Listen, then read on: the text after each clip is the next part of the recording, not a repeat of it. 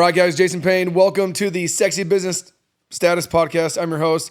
I'm here with one of my good buddies, Mr. Austin Zaback. Austin, welcome. Appreciate you having me, man. Dude, I'm freaking stoked. I am there's a handful of people that I'm like, I need this dude in my life.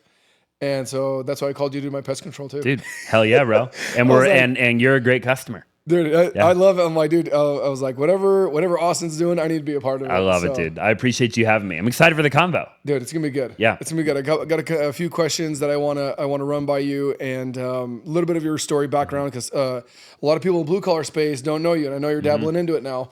Yep.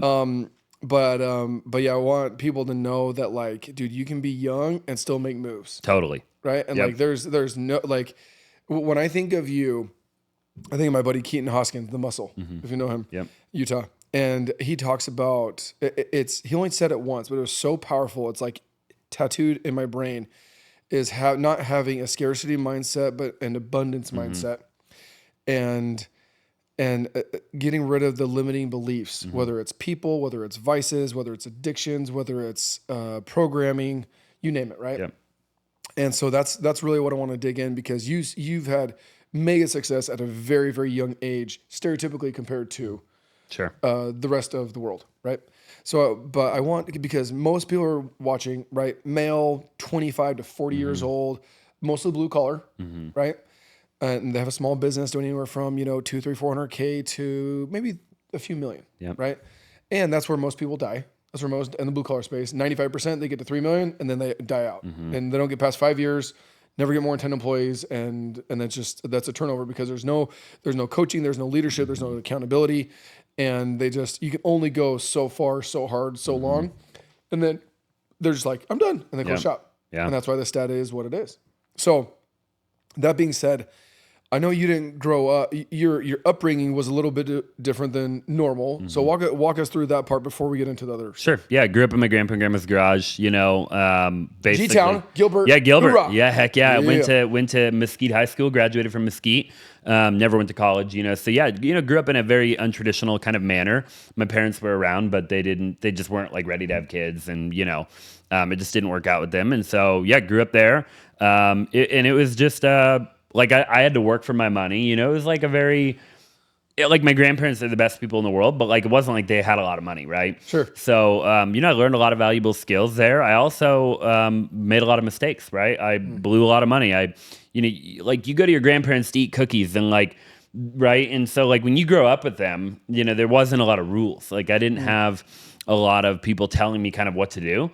So I was able to kind of do what I wanted, which was to my detriment and to my benefit, I think. Now hindsight's 2020, right? So yeah, that was kind of my childhood. I started working really young. I started my first pool company when I was like 8 or 9 years old. And I got to a point by the time I was probably 10 or 11, I was making two or $3 grand a month, just cash, right? Like I wasn't paying taxes, and sure. So that was a lot of money, like imagine like an 11-year-old making like $2,500 a month, dude, right? Like I was balling out, $25 a month, dude. I was like big balling, and I blew every penny, of course, but I learned a lot of lessons, and then I worked a lot of regular jobs kind of in my teens. And then I got into network marketing and like real estate and so on and so forth. Now, so coming from Gilbert, right? Coming from grandparents, coming from not impoverished, you weren't homeless by any means, but you weren't, around money, for lack of better words. A couple of things, because I feel like we all have this, and a lot of us, we ignore it. But there's a trigger in your brain. There's an aha moment that some people will suppress, or they'll hit it and run with it. And most suppress it because they're like, it's not me. I don't deserve it. I'm not worthy of it. And they'll give themselves permission to be successful or whatever. At what point in your grandparents' house were you like, hey, like I'm worthy of making a crap ton of money and being successful and making a name for myself? Sure. I got into network marketing when I was probably I don't know what age. I was probably 17. And I remember going to a lot of events because all my buddies that were in that network marketing company, they were really high up, and they were making a lot of money, and they were friends with Bob Proctor and, Les Brown and Gary Vee and Eric Thomas and Wow. a lot of the big names and, John C. Maxwell, stuff like that, right? So I started getting into these rooms where, I started to see guys like Tony Robbins on stage and John C. Maxwell on stage and Les Brown, and that totally shifted my paradigm, right? So getting in the room. I always wanted to be successful, but it took me seeing that like anybody, like I'm one of those guys where like if somebody else can do it, so can I. Like, sure. I really believe that all humans, like if I remember you saying that. Yeah, multiple times. Yeah. And so I saw other people doing this crazy stuff, and I was like, well, why can't I do that? And that was really the beginning, and that kind of led me to where I'm at today. So network marketing, which means you put yourself out there, right? Literally and figuratively, but you started getting in those circles, and you paid to be in those rooms, and you're just one of hundreds or even thousands of people in these speaking engagements, right? If you have Tony Robbins and Les Brown, you're in a conference room, and you're not backstage. We did go backstage quite a bit. Oh, yeah, you did? Yeah. Mm-hmm. But that's so you either have to be because I knew mega people connected, or you got to cut a check. Yep. Right. So how did you do it? Mega connected. Yep. And how did the mega connections don't happen? You're good looking, but your looks can only get you so far. So how did you? Yeah. So how did the mega connection? That doesn't just happen. You don't just magically get invited into the green room or into backstage type stuff. How did that work? I think there's always a way to sweet talk yourself into a room, right? Like, I mean, I think we live in a world where like there's always a good old boys club. There's always people, like, you just have to be strategic. You got to play chess. I mean, I got really good at networking. I got really good at getting people to like me. I got good at selling the dream and convincing people that I was going to be somebody and that I was a valuable person. And, even though I wasn't at the time, I was young, right? Like I had no value really to offer the world other than my work ethic.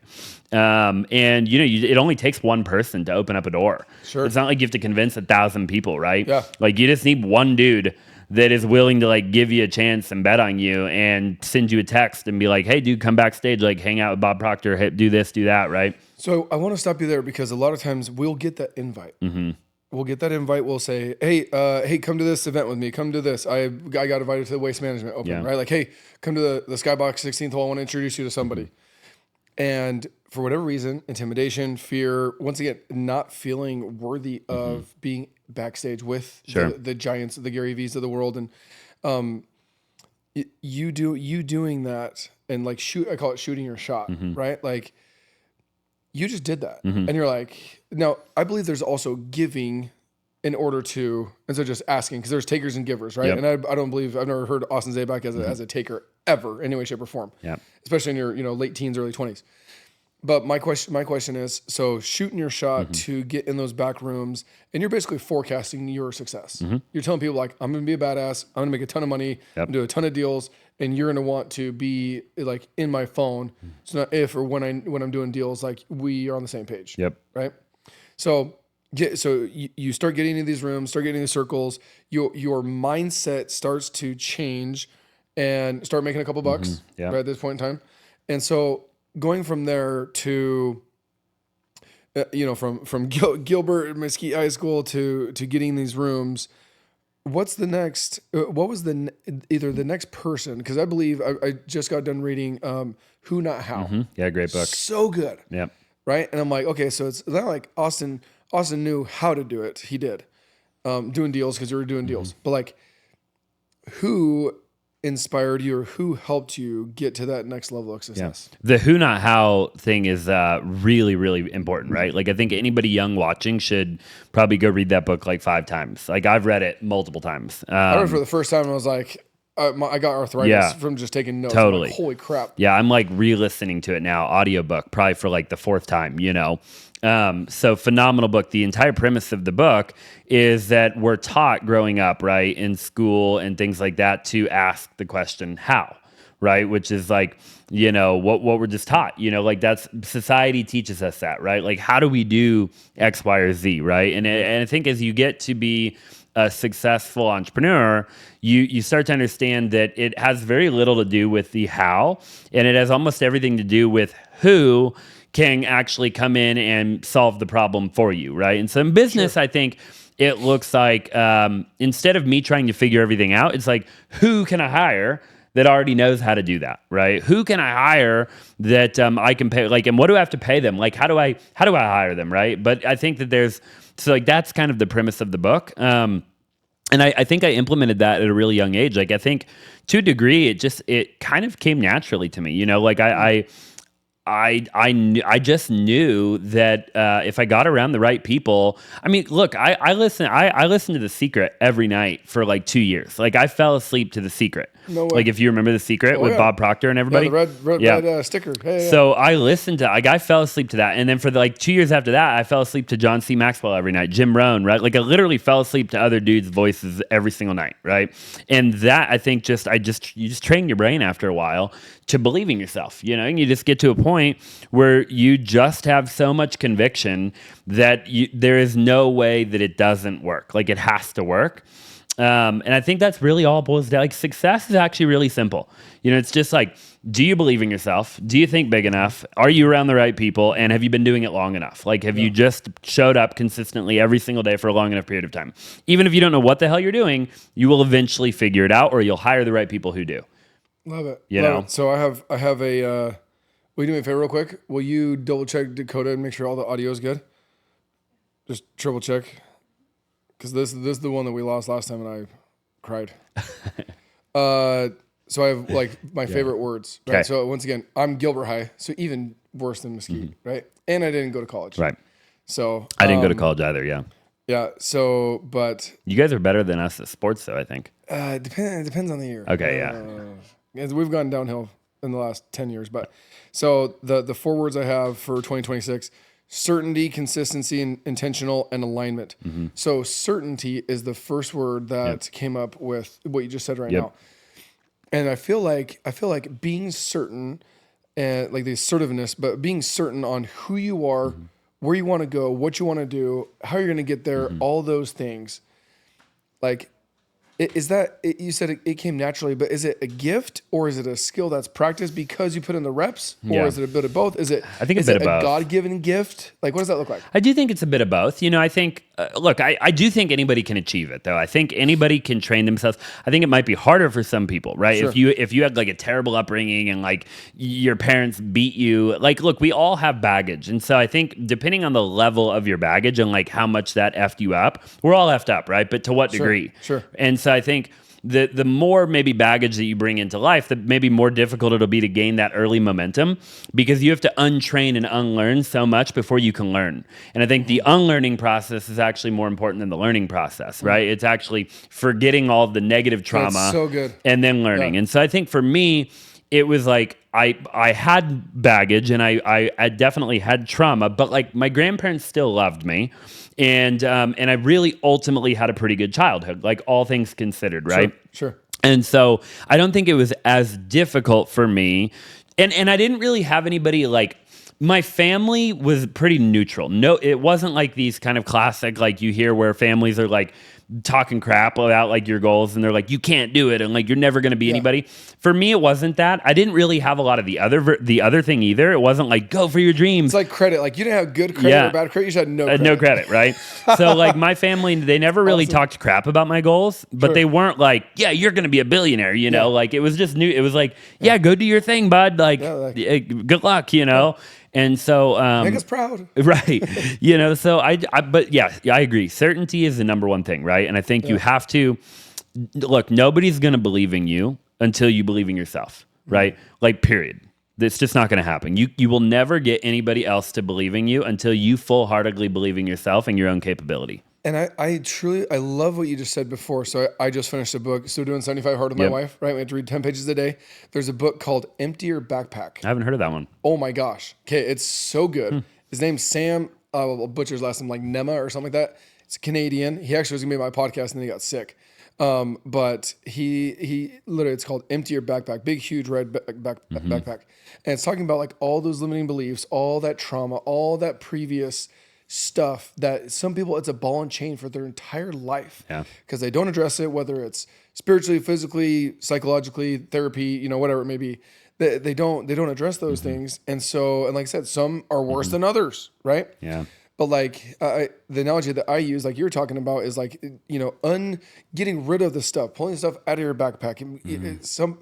We want to put stuff in the backpack to survive and go out through life, but there's so much shit inside of it that there's no room for the good stuff. Correct. It's almost like the plate of spaghetti, right?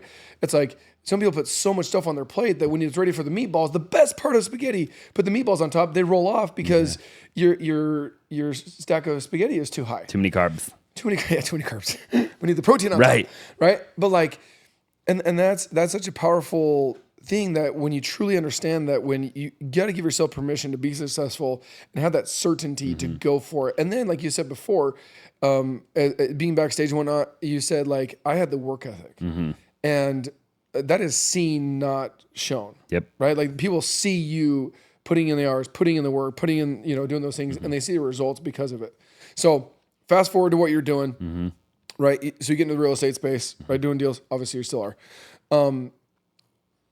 There's traditional real estate, and then there's what? Wholesaling. And then there's traditional wholesaling. Sure. Right? There's just like, and then there's Austin Zaback wholesaling.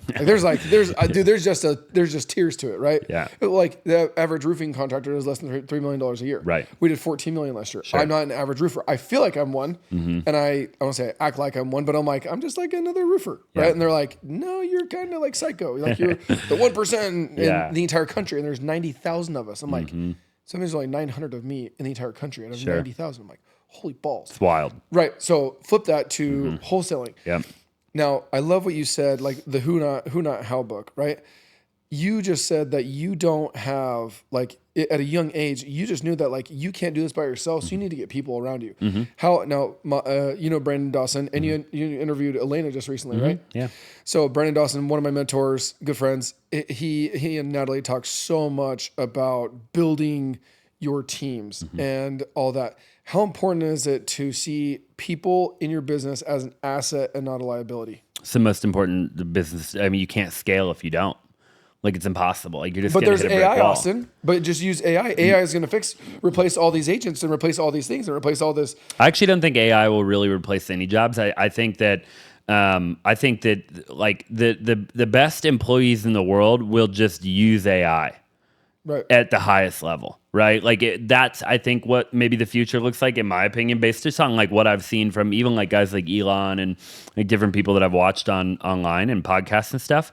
Obviously, if you're a shit employee, like you probably don't have very much job security anyways. Yeah. Right. So like whether it's a robot it doesn't matter. Or a better person. Or a better person. Like you're screwed, right? But so I'm just talking like kind of specifically about like good employees. I think good employees just become great employees because they now leverage AI. They're more efficient. And so that employee is capable of 10 times more than maybe they were without AI. Sure. But the human still needs to be involved, I believe. I really do believe that. Now, we'll see in 10 years. Maybe we'll change our mind. I don't know. Right. Nobody knows, right? I mean, maybe Elon knows. Maybe who knows? Sure. Elon also says there's a 20% chance that the AI, robots kill all of us.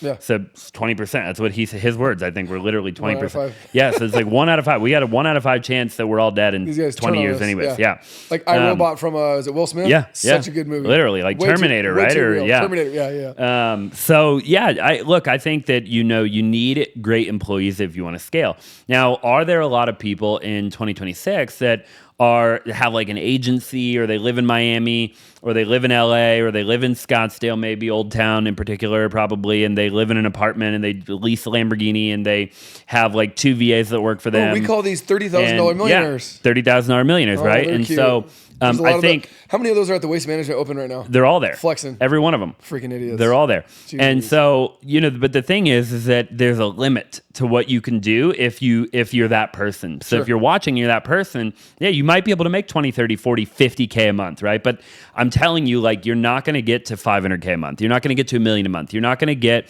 to the big numbers, and even beyond that, right? Because you can't get there unless you have great systems, great processes, great people, great teams, like you have to have like a foundation. Like your foundation has to be on concrete, not on freaking sand. Sure. You know? Yeah. Okay. So you're crushing it in the wholesaling business. You got teams, you got people, you got all that stuff. But there's one person in particular that's really important in your life. And she's actually sitting behind the cameras. Yep. Nobody can see her. And how important is it to find your ride or die and to find your partner and one, how'd you find her? Mm-hmm. And then two, why'd you keep her? So we met at church. We got introduced to by a friend. Her name's Mo, by the way. That was a terrible introduction. But we got introduced by a friend. So one of my buddies that I was working out with made the intro, kind of he told me about her, and then I DM'd her, and we did. It was kind of a long story, but anyways, we met at church for the first time, which is really cool. That's a good number one. Good start, right? Not at a bar. Better than the bar, for sure. Not at a bar. No, try not to meet your wife at a bar if you don't have to, or I don't know how to help people like that. But, I feel like we were just honest with each other in the beginning about what we both wanted. And I think that goes a long ways. And I think she was adaptable and coachable. I think, for entrepreneurs, you really do have to find the right woman. If you're a guy watching, if you're a girl and you happen to be an entrepreneur, you need to find the right man. Sure. But there's, I think, very few people probably on planet Earth that maybe are meant to be with an entrepreneur, because I think to be with an entrepreneur means quite a bit of stuff comes along with that, right? Yeah. I think that the spouse of an entrepreneur has to deal with a lot of things that maybe a normal relationship wouldn't have to deal with. And so corporate 9 to 5, there's you don't bring a lot home. No. Yeah. Which is a different problem, by the way. Oh. That's different things that you have to deal with. No. So, you got to deal with. Gracias. Yeah. So choose your hard, right? Oh, yeah. For sure. So, and I think early on, she chose her hard. I think I did a fairly good job of prepping her, if that sounds right, of here's kind of what it could look like our future, and the life that we're trying to build, and selling, convincing, persuasion. Exactly. Hey, babe, it's this is all what I of want to do. Yep. This is, but there was no holding back. It was full transparency. Full transparency. Yeah. And of course, we don't have nobody's perfect, right? But I would say our relationship's really, really good. It's really, really healthy, and we're in a place, and I think we're going to continue to scale. We work together, which I love. Sure. I wouldn't have it any other way. It was actually something I told her on our second or third date. I said, hey, listen, you can be a stay-at-home mom. You can come work and help me build the kind of empire that I'm building. If you happen to have a desire to start your own company or something, I'll support that. Sure. But the only thing I won't support is you going and building some other dude's dream. Sure. Right. So because you don't need to. I don't need your paycheck. So if you want to work, then work for me or work for yourself, or be a stay-at-home mom, but you don't need to go work at Verizon Wireless and build somebody else's company and vision feed the and beast dream. Or don't feed anybody. Exactly. Yeah. And so she was totally on board with that. At the time, she was working a job she didn't really love anyways. I love that. Don't help grow another man's empire. Yeah, why? Right? It just didn't make any sense. It's if I'm going to be over here sacrificing and laying my life on the line to build this empire, then either help me build it or just go home and build the house empire. Be the CEO of the house. Or there's only two options. Yeah, those are your options. So, smart. And it was just me being real. It's just actually how I felt, right? And she really took it well. And very shortly thereafter, she quit her job and actually came to work for me right then and there. And her role in the empire that we're building has changed over time. It has to. It has to, Sure, right? sure. And it'll change. It'll continue to change because we're going to have kids, and then she probably will be a stay-at-home mom, and then it'll continue to change. But that was really important to me. How important is it to? I know she works with you in the company and not somewhere else, and not the mother role is not there yet. Yeah. But how important? Because I feel like I was talking with my wife, with Heidi, the other day about this, of how I have friends that have suppressed their spouses to you can't go reach your goals, you can't reach your dreams. You either support mine, and there's no other options. There's no part 2. There's no 2.0. It's you only I'm gonna go do this, and you're gonna stay at home, and shut up and stay in your lane type deal. How important is it to not do that and to make sure that you are supporting her in her, even if she chooses to work, with you, but her hobbies, her passions, her desires. How important is it to make sure that you keep those at the front and top of your priority list too? Well, I think it's really important because what you just described a second ago probably sounds like some sort of insecurity or thing narcissism, because I tell her all the time, I'm go do whatever you want, right? I don't care.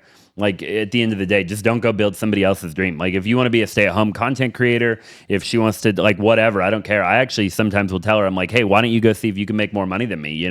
I'll challenge her. And I'll tell her, hey, I think you could legit make more money than me, which is a bold statement, And so I'm really supportive of whatever she chooses to do. But I'm very secure in my skin. I'm kind of the same way with like men and stuff. Like we're not that couple. I didn't need to look at her phone. Like I've never looked at her phone. Like I don't, like I think that you just have trust in a relationship and you know that your person is just gonna, like I think like a lot of it I think comes down to trust and being secure in your own skin and like just be having a healthy freaking relationship. I mean, I think that's what it boils down to. So we're gonna get into that part, the word communication. And how important that is because that's like the relationship with another dude, like with a business partner, with a team member, with your spouse, with family members, right? There's plenty of different relationships and the communication levels that come with that. How important is it? And what do you guys do? What are common practices that have helped you guys have a healthy, sustainable marriage while building an empire? Yeah. We talk a lot, so like that's one thing. Give me details. Cause like, we talk a lot cause my wife and I during the day, we don't talk a lot cause I have such squirrel syndrome. If she calls me, then like, I'll be like, oh, Austin and I had a podcast an hour ago and I've been out in my truck on the phone with her. Yeah. And you're like, hey, where you at, bro? Like I literally, I can't do it. Cause when we talk, it's just like, we just go. Well, so we do talk about work a lot too, but I think like Tony Robbins says like you should have work-life integration, right? It's like if anybody's ever been to like a date with destiny or anything like that, then you're going to hear like guys like Tony talk a lot about like there's no such thing as work-life balance. It's more about like work-life integration when you're an entrepreneur. So since the empire that we're trying to build revolved so much around our work, then naturally we're going to have to talk about work, right? Sure. Like we can't just talk about personal crap because if you really think about it and you get to the nuts and bolts of entrepreneurship, your personal life is your work life. Yeah. But like they're actually like if you really get granular with it, like there's not very much separation in all reality. Like if you were to have separation, it would be you forcing and creating that separation. Because I might have my best idea for one of my companies while I'm sitting at home on the couch. Like there's no way to turn that off. Like you can't, there's no off switch. It's like I could be watching a TV show and we're enjoying each other's company and the character in the TV show says something and it gives me an idea and I'm going to go tomorrow morning and implement that in my 9 a.m. meeting. So like I think that there has to be a level of both parties being okay with that and just accepting that is the new normal and that's just life. That's like we're gonna have fun. We're gonna talk about all this stuff. So I think that's really important. We talk throughout the day. We talk at night. We're not perfect, right? But I think that I'm pretty open. Like I don't hide anything. I'll tell her like there's occasions where like I'll be really tired and she'll want to know something that happened in the company or something that maybe she's not aware of. Because obviously we run fairly large companies, so like she's not fully in the loop on what I do, and I'm not fully in the loop on what she does on a second to second basis. Too many moving parts. Too many moving pieces. Yeah. So there'll be times where she'll be like, "Hey, what happened here? What happened there?" And I'm like, "Hey, like it's complicated. Like I don't really want to explain it right now, right? But at some point I'll explain it. Like when the time's right. It might be the following day. It might be right then and there, right? Sure. But I'm really open and honest. I'm open and honest with money. So that's another big thing. I think if you're married and you're building an empire, like I see some dudes and they're like not open about their money. And I'm like, what are you doing? Like, what are you hiding? Accounts that they have that their spouses have no idea that exists. It's whether like, there's $1 or $1 million in there. No she probably doesn't remember all my accounts, but she knows about them all. Like I'll rattle them off. I'm like, I got this much money in Bitcoin, and and I have like feels like 900 accounts, but she does know. Like I've never not told her about an account or a thing that I have. So I think that's real. I think like you just got to be open. You got to be honest. You have to be willing to just like talk through stuff. And if you do get into an argument, I think how quickly can you resolve it? We've never like slept in a different room. Like all this bullcrap that you hear like other couples do, like it never has been us and never will be us. Like if we get into an argument, I don't think there's really ever been a time where we've gone to sleep arguing. Like it's like why? Like it's so silly. Yeah, it's just like let's just talk about it, right? And normally stuff's not that big of a deal anyways. Like if you really think about it. A lot of times like we tend to overreact as human beings, And if you really zoom out, it's like, okay, like what are we actually arguing about here, right? Like somebody probably needs to say sorry or both people and you just move on with your life. Yeah, egos. Right? Yeah, it's all ego. That's all it is. Yeah. It's wild. So, get rid of your ego. Yeah, get rid of your ego. So oh man. I have so many questions. What, with where you're at right now, and where you want to go, talk about, like I said, those that are listening, right? I want to help these guys. Like, how important is it to kill the old version of you? So my buddy Sean Whalen, he brought a snake out on stage one day. Big old huge like python yellow thingy that's like 15 feet long. And snakes shed their skin. And so he did like an analogy of like, you have to shed, as an entrepreneur, like how you started at 1 million versus 5 versus 10 versus 100. Like, you have to shed and kill that old version of you. And you have to create a new version of you for what's going to come. Because if not, the other version of you won't be able to handle it, right? How important is it to continue? Like, I see people that, and this is the crappy part, is that they think they have some success and it's really like minuscule, but they feel like it's a lot. And then they stop personal development. They stop reading books. They stop going to conferences. They stop networking because they've quote unquote made it.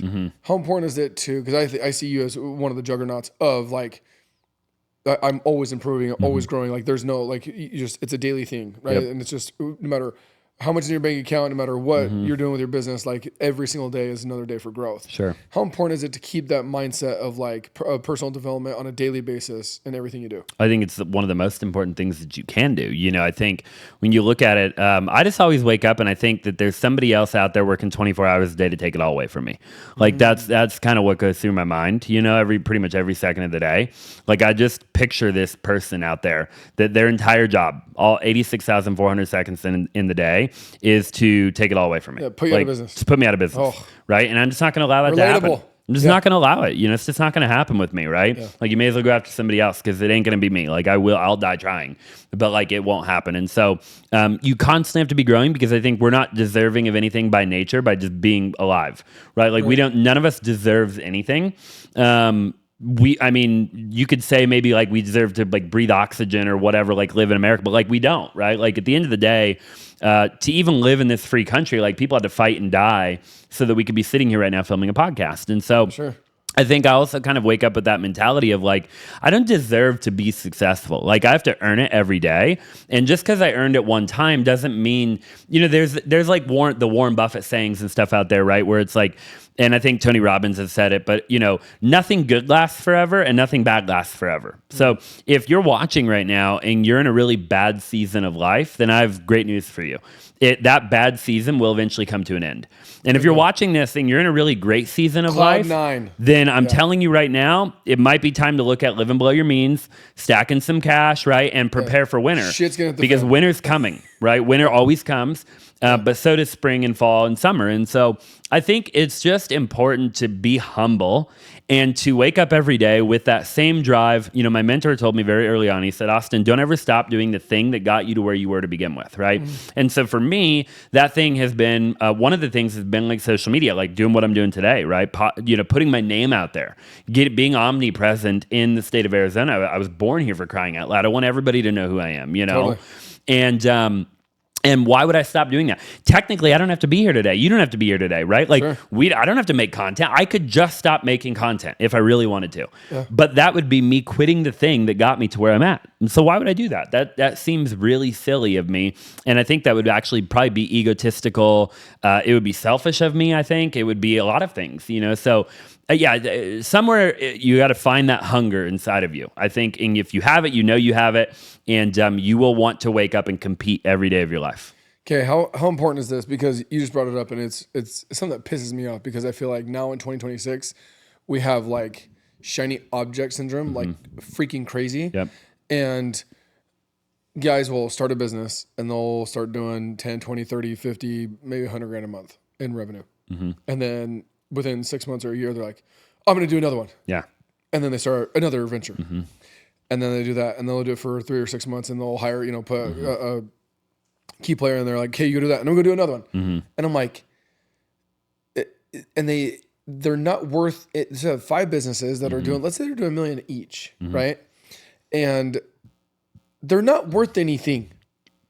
But but they want to start another one and another one and do another one and do this thing. Because someone's like, why'd you start an HVAC company? You're a roofer. And I'm like, dude, like, I've done 8 figures 4 out of 6 years. Like, I have a pretty decent sustainable business that's helped. I didn't try and do this at, my first $1 million, right? But like, how important is it to, Nikki T, right? Mm-hmm. To go deep, not wide. Like, how important is it to, like you said, stick to the thing Mm-hmm. that made you wealthy or that got you that success? Like, don't neglect that, because I feel like we do that, right? Yeah. I feel like because it's ego driven, I believe, and we just think that it's always going to be there, it's always going to grow. Like, I've always done this, it's always there. Like, I stopped feeding the beast. I stopped feeding State 48, and it hurt only for a fraction. Compared to what I thought it was going to do. Sure. And I was able to save it, but I was like, holy shit. I'm like, I neglected it. Just like your marriage. Like, you neglect your marriage and all of a sudden, like, it's on the rocks or you get divorced. It's like, dude, you freaking neglected it. Yeah. How important is it to not neglect the thing that got you to where you are today? I think you answered it in there somewhere. It's actually, I think, in my opinion, it's understanding when to go deep and when to go wide.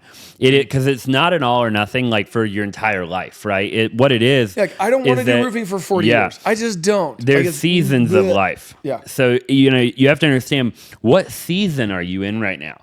If you're in the season of building and planting and watering and like trying to really like figure out like how to get things to work and get to $14 million a year, then that's the season that you're in, right? If you're doing $1 million, $2 million. Now, if you're in a different season, and you'll know, by the way, like, I made a video on it the other day, actually. Like, one good way to know is if you're watching. It's just one simple question. Can you go on vacation for 6 months, turn off your phone, and your business be the same or bigger when you return? Answer that one question, and the answer to that question... 6 months. 6 months. Can you leave for 6 months, turn off your phone completely, and your business not take any sort of hit? If the answer is no, it's too soon to start a new one. If the answer is yes, you're good to start another one, right? And so Tony Robbins owns... I should do that. Anybody talk to you, like, hey, give me your phone for 6 months. And you could. Like, you're at a point, you might not, and like, right? But like, you're at a point where you could not, I think State 48 would make 15 million if you did nothing, right? Yeah. It might not grow to 28 million, no. without you, well, because you're the driver, away. right? You have sustainability, but the visionary goes away. Yep. The vision doesn't continue. Totally. Yeah. And so that really, I think, is the question. And so, and to be very clear, I made the mistake, which is how I know, in my 20s, I started a lot of things. I went really wide, and I actually had to pull a lot of that back. I owned an ATM company, I owned a marketing agency, I tried exotic car rental company, I had a golf cart limousine company, I owned a virtual assistant company in the Philippines. Serial entrepreneur. Mo's like, you freaking idiot. Yeah, I flipped houses. I owned multiple house flipping companies. I mean, so there was a lot of crap that I attempted to do, and it all worked. I made money with all of it. There wasn't a single thing I didn't make money with. But to your point, I didn't make 100 million. Like, I didn't make so much money where it was like, oh my God, right? It was like, no, everything was average. And the second you stop touching it, it dies. to shit. Dies. Yes, yep. it dies. So then I pulled back. I reeled it all the way back in. Yeah. I doubled down on my real estate companies. I own 2 big real estate companies. I built them massive. Like, we're really big companies now. Sure. In the grand scheme of things. And then now you're starting to see the other side of it, where I'm getting into pest control and I'm doing some other stuff because I've now earned that right to be able to do that, right? But so yeah, I made the mistake, and I think it's okay to make mistakes. You just have to be okay with admitting that you made a mistake, right? Sure. And so for me, I'm okay sitting here and saying, hey, if I were to go back to my 20s, I wouldn't do it any different, because I'm a believer that if you change something in the past, like, then the future changes and whatever, right? Sure. And I believe that it all kind of led me here today. But if like there was an alternate universe, I would have just doubled down in my 20s on the real estate stuff. And then I probably honestly would have gotten into home services like 3 years ago, because I would have scaled that much faster in my real estate, right? Like, it took me longer than it needed to take me. Right. Yeah. But that's part of making mistakes. Totally. Figuring out what works. But ideally, these people watching can learn from our mistakes. Like, that's the whole point of having somebody to look up to, right? Dude, that's the whole reason for podcasts. Yep. That's the whole reason for books. Like, dude, those are all shortcuts. It's all it is. There's no shortcuts in business. And I'm like, are you kidding me? Because if you're just going to make all the mistakes yourself anyways, then don't read books, don't listen to podcasts, don't do any of that. Yes. But I'm telling you what not to do. Only watch this podcast if you're trying to take the shortcut. Yes. If you want to take the long cut, then just turn the damn thing off. Right. I think Brad Lee mentioned that, like, his book, like Dropping Bombs, is like, my book is literally to tell you, like, hacks of what not to do. Right. And when you start a business or grow a business. Like, it's wild. Okay. So real estate, killing it, juggernaut. Like, there's definitely different branches of real estate. Maybe go more markets, more states, go harder. You didn't. Yeah. I mean, you are, but you switched to my passion, which is the services. Yeah. So why? The real estate stuff is not really sellable. Like you can sell the real estate. Listening, freaking pay attention. Stuff, this is the best damn part of the podcast. Watch this. But it's not sellable the way that a home service is. Sure. Right? Now they're cash machines. Like we make a boatload of cash and our profit margins are pretty unbelievable, right? But that's about the extent of it. So then I can make more cash and build the machine even bigger, right? But there's never going to be like a $300 million payday at the end of it. Mm-hmm. And so that was one reason, right? I was looking for a company that I could build.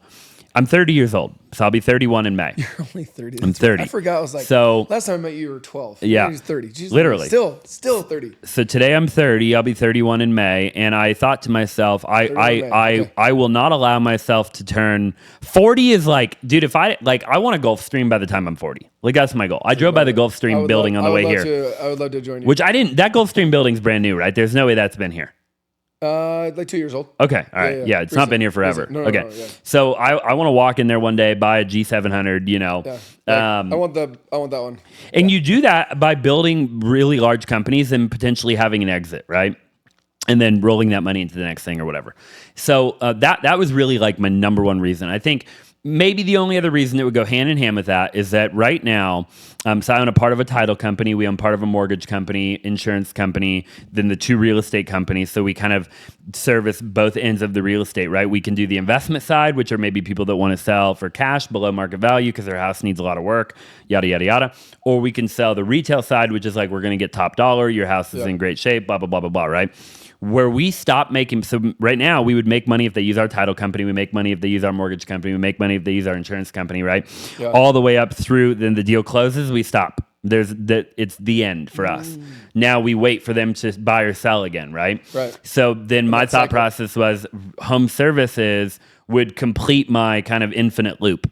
Right. Yeah. Because now we can, you know, help this potential homeowner or homeowner, you know, throughout this journey. We can, you know, make money as entrepreneurs want to do. Obviously, that's why we're in a capitalist economy, right? We got to be able to make money. 100%. And then once that deal closes, we can continue to service that customer. We're the highest standard and continue to be that standard all the way till they come back around to sell their house again and go back through the entire process all over again. Dude, it's so awesome that you mentioned that because like that's how I felt. That's why I started Avocado Air. Mm-hmm.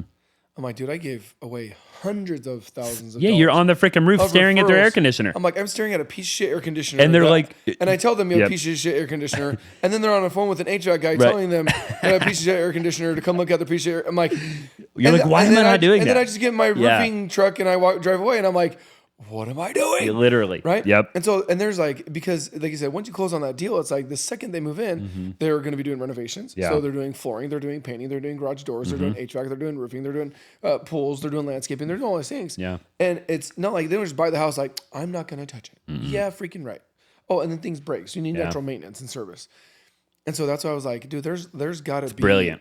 Right? And I'm like. It's brilliant. Yeah. But I'm like, there's just so much. And the other thing too, the part where, and this is, I hope those listening pay attention to this, is I saw for a brief glance, I'm doing roofing for 16 years, since 2010. Yeah. And there was a little over a year ago, there was an 18-month spell where there was no rain in Arizona. Mm-hmm. And like, we do a lot of work via rain. Sure. via rainfall, right? Mother Nature helps us out. Now, I have proven, like systems and processes and marketing, I have proven to build $1 million company with no rain. Sure. That was kind of cool. So I was like, hey, no rain for 12 months. Now, did it suck and was I crying the entire time? Yes. But built $1 million per month roofing company with zero rain. Yep. When it rains, then we literally doubled. Totally. We literally doubled. October, November, December last year, all 3 months, we doubled in revenue. It's freaking awesome. But I felt so insecure. I felt so vulnerable because like you can't bank on weather, right? I was like on certain weather. And I'm like, okay, so what can you bank on? I'm like, oh, when has you're born and raised here? I'm born and raised here. So in the 70 years between the two of us, right? When has it had never ever been 100,000 effing degrees? It's always been. Have you ever had a 4th of July? Like it's beautiful, crisp. It's 72. It's never happened. Let's enjoy fireworks. We're like, we have to do fireworks from inside the pool because we're getting sunburned because we're dying, right? Because it's 112. And I'm like, dude, HVAC is never going to go away. Never. As long as you live in Arizona, Yep. the sun is never going to get softer. And a recession won't hurt you. Bingo. That's the other thing, the economy. Yes. Because the weather and the economy, right? Yes. So my dad... Because if your AC goes out, it doesn't matter if you have a job or no job. Guess who you're calling? Dude, true story. So my dad and I have had a couple conversations, as well as my brother, about... My dad's been doing flooring for 45 years. Yep. Right? Forever. Here in Gilbert. Lives right behind Gilbert High. And he would talk about, you know, before I got into roofing, like, hey, you know, like, do you want to take over my flooring company or like, you know, buy me out or grow this thing together? What I do? And I was like, Dad, I was like, and this was in 2008, 9, right? So you're still, crash is still just psycho. And I didn't really know what that meant at the time, other than I saw my dad struggling, and I'm like, what's happening? Yeah. But I'm like, how many years can you go without replacing your flooring? You can go another decade. Totally. If you had to. You can go as long as you need to. Yeah, you can go 20 years, right? And I'm like, and I even humbly, I was like, how long can you go with a roof leaking? You actually can go quite a bit. It'll be but moldy, people don't. They don't. Moldy, nasty. Well, and here's the other part too. Is like, not if it's actually leaking. Yeah, but if it doesn't rain, yeah, that's for true. a year, yeah, you don't like it doesn't get worse, right? It just sits because when the rain goes away, the leak stops, and so the damage stops. It's still there; it doesn't go away, but it's like it doesn't get worse on its own, right? And so I'm like, okay, so because I've had people like, oh, it rained, it leaked, oh, it's not going to leak for another 6 months, right? And then they don't get it fixed, and I'm like, what the? And so I'm realizing, I'm like, okay, cool, because I've had my AC problems a couple times, nothing crazy, but I'm like, when an AC unit goes out, you have a problem. I was like, and you inconvenience Mama Bear and her cubs.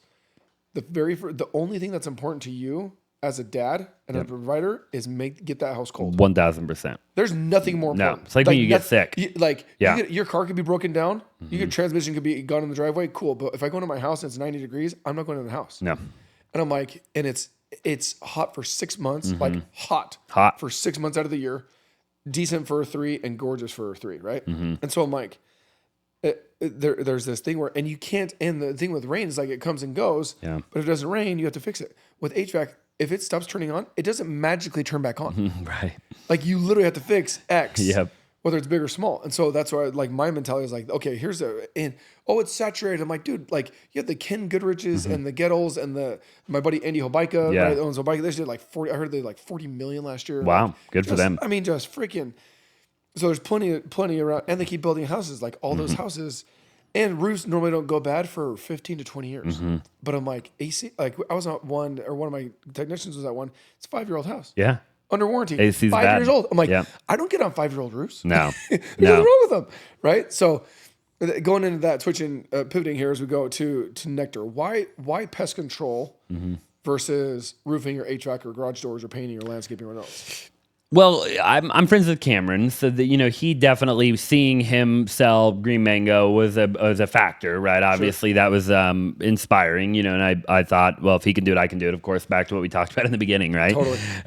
Cam's a good dude, but he's like he ain't no wizard. Yeah, Tommy Mello. You guys know Tommy? Right. Same thing. Tommy's a freaking stud. Yeah. But like, bro, like he and Bree are freaking awesome. But he's like, they're like, I went to Yale and I have 19 degrees. I'm like, no, you don't. No, not at all. Right? No. Yeah. So that was a big reason. Recurring revenue, another big one, right? I think there's not all home service has. I'm so I think excited you for can get recurring in any home service, but I think there's home service companies that are easier to get it than others. 1,000%. Right? Like flooring. Okay, I'm sure there's a way that I could get recurring, but it's kind of hard, right? Yeah, like roofing. You got to get really high creative. Ticket, one and done. One and done. Yep. Yeah, you can get service agreements, but they're minuscule compared it's hard. to pest control, pool cleaning, landscaping, that kind of stuff. And I wanted to do pool cleaning. The reason I didn't is that the barrier of entry is too low. It's too fragmented of an industry, so there's too many people that do it. Because anybody can go to the store, buy chlorine and acid, which will make chlorine gas, put it in the back of their truck, and go do pools, right? Sure. So you have way too many kind of like onesie, twosie pool guys out there. So I didn't like that. What I liked about pest control is that you have to get a license to spray. You have to pass the test. You have to do fingerprint cards. You have to get background checked. You have to do all these things. And I like that because it means I'm competing with less people. Yeah. And I like to limit my competition to a degree, right? Obviously, we're always going to have competition, to your point a little while ago. But if I don't have to compete with the whole world, I don't want to, right? And so I think that was another one. When I looked at the service frequency of pools versus pest, I liked that because that meant bigger profit margins. So when I looked at pools, I got to go to a house 52 times a year to take care of a pool, right? With pest control, you average about 7 times a year. So that's a pretty big difference. Yeah. And you're not charging I'm very just much thinking, more like, in pools. The tires, the gas, the maintenance. No, that's what I'm saying. Imagine having 100 trucks on the road, and an hourly 52 times a year versus 7 times a year. That is a big difference in gas and wear and tear and technician hours, pay. And your monthly you charge for that. It ain't that much different. Yeah. So private equity doesn't love pools. That was another big reason. I looked at what industries does private equity love, right? They love plumbing, they love HVAC, they love pest. Those are really the big three, I think. There might be a few others that they love, but when I look at the multiple and I look at, Cameron getting a 17x on his EBITDA, I was like, okay, well, what if I got twice as big as Cameron? Like, what if I was in 2 markets instead of 1? What if I was as big as Green Mango in Arizona, if not a little bit bigger, and I was that same exact size in Dallas or Houston, Texas, and like that would be where, because we sell a lot of real estate in Texas, and so that was copy kind and of paste. Yeah. If I get 100 trucks here and 100 trucks there, I'm probably doing about $50 million a year in revenue.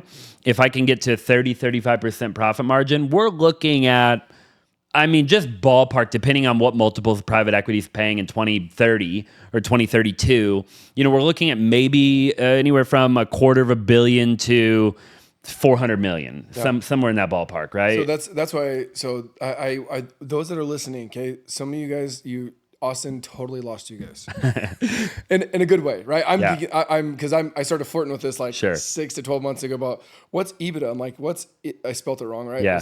And Chad's like, you're an idiot, and I'm like, I know. So tell me why. Yep. And what's a multiple? I'm like, multiply. It's like, it's an X, multiplication. But that's all I knew. So here I am, going down this rabbit hole, like, what's a multiple and why is it important? Because roofing, our multiples suck because there's no reoccurring revenue. Right. Like we call them one night stands. Like we get hooked. What is roofing? Like a 5x EBITDA? Good ones are 6 to 8. Okay. Yeah. Yeah. Yeah. So they're I've never seen one over 10. Yeah. Right. Personally. Yeah. And think about that. Cameron's at 17. That's what I'm saying. It's like no matter how big of a badass you are. Yeah. Right now you can get your revenue up. Right? Sure. So you can get up there, but your EBITDAs. If you Google the average net profit of a roofing company in the country, there's 90,000 of us. Average net profit 9%. Yeah. So I say, so the guys are like, man, I'm pissed. I only got 15 or 18% net profit this year, and I'm like, I would die. Yeah. I would just be the happiest clown on earth. Now, HVAC is 20. A shitty HVAC company is 20%. And I'm like, okay.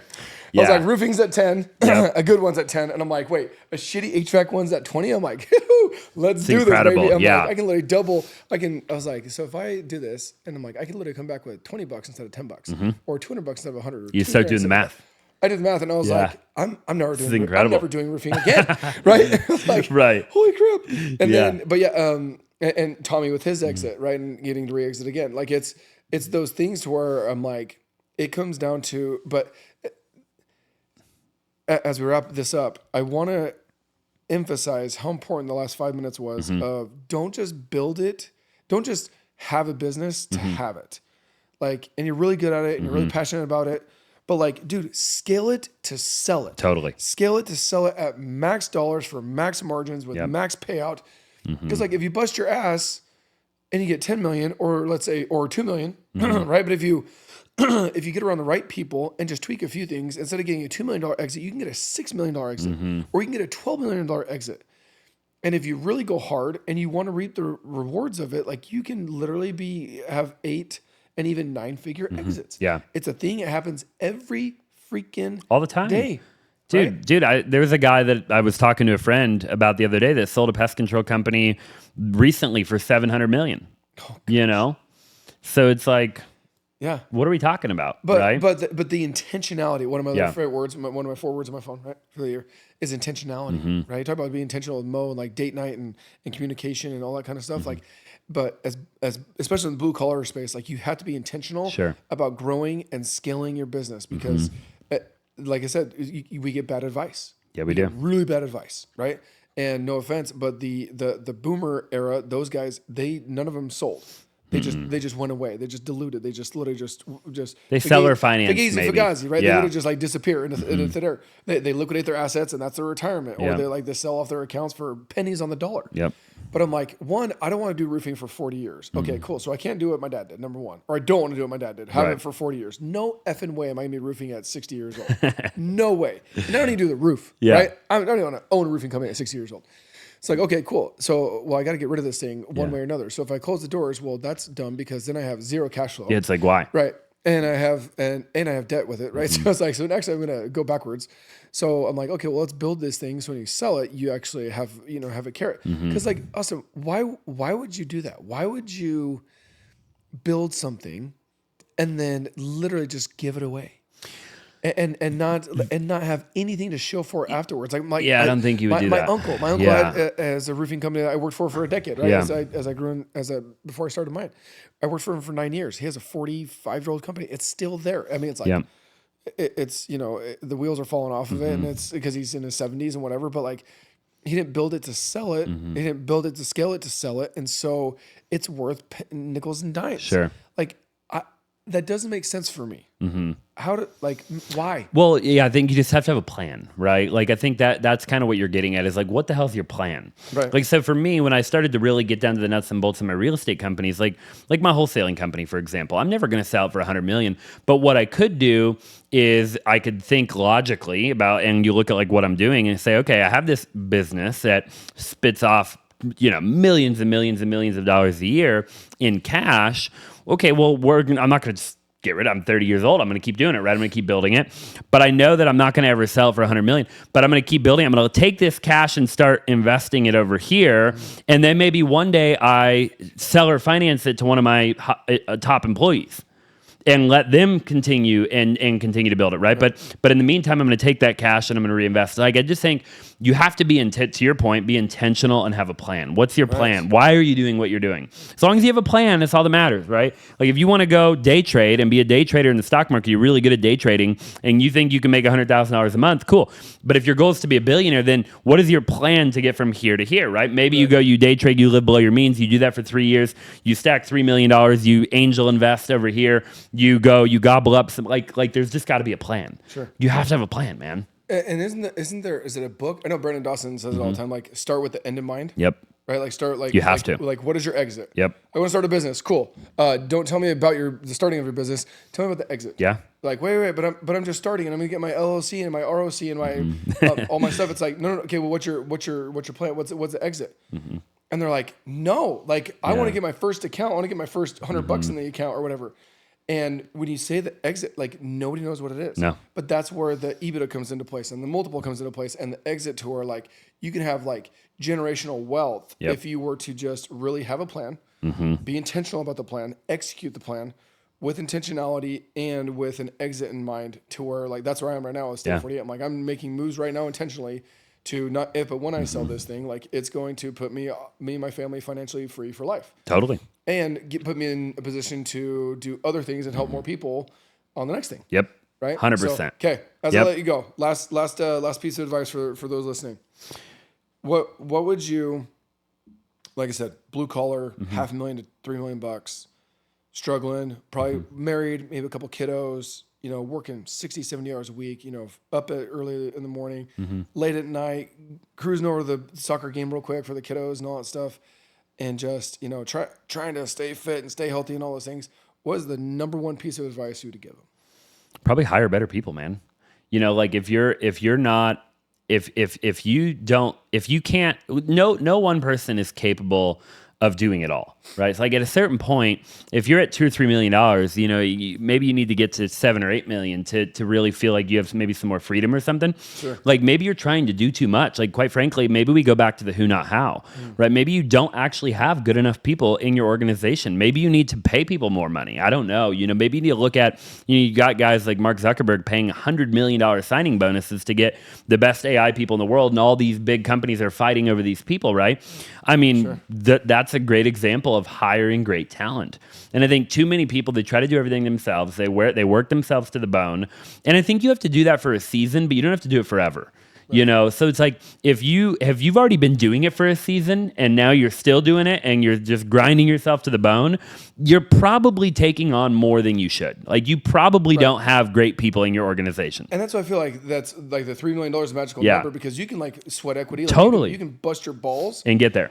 To about 3 million, but dude, I don't know. You're not getting past that. You're not getting to 8. No, you're not. I've been at 8. There's no effing way. Nope. No, not a chance. But I know guys that do 1, 1.5, 2, whether it's pest control or pools or roofing or whatever, and they, or just maybe a couple people, right? A friend, a spouse, a dad, or whatever, right? Yeah. But that's where you die, because like you have to get more people. Totally. Dude, pay attention, guys. Like, so Austin's here. Thank you for being here. Yeah. Appreciate you, man. Tons Good of fun stuff. And dude, love having you on. I need to have you on just once every 90 days, just so I can get some. I need Let's some do Austin it. in my life. Hell yeah. I need to get a Gulfstream to get you from where you live to my house. Right, there you go. Yes, and I can land right here. Or at least a helicopter. Yeah, a helicopter would be nice. Yeah, I'll gotta get my pilot's license. Hey, Cam, go pick up Austin. I want to do a podcast. Right, there we go. So, what's the best way to find you, get a hold of you, follow you? What does that look like? I'm at Austin Zaback on every platform. Austin Zaback on every platform. Every platform. Okay. Yep. Love it. No 1, 2, 3, no underscore, no weird crap. No official. We were making fun Nope, of guys. no yesterday. official. Official this or I got blessed. I will say, you either the real blah. Yeah, you either have a unique name or you don't. Yeah. So I was fortunate. Nobody has my name. Yeah. It's easy to get every domain, easy to get everything. Yeah, nobody's gonna replicate it's like it's like I was blessed. Love it. Yeah. Hey, thanks for being on the podcast. If you liked it, share it with somebody that needs the help, needs the encouragement, the inspiration, motivation to get up, take action, whether it's their personal life, their finances, their marriage, whatever it may be. Thank you for watching. See you on the next one. Thanks for having me on.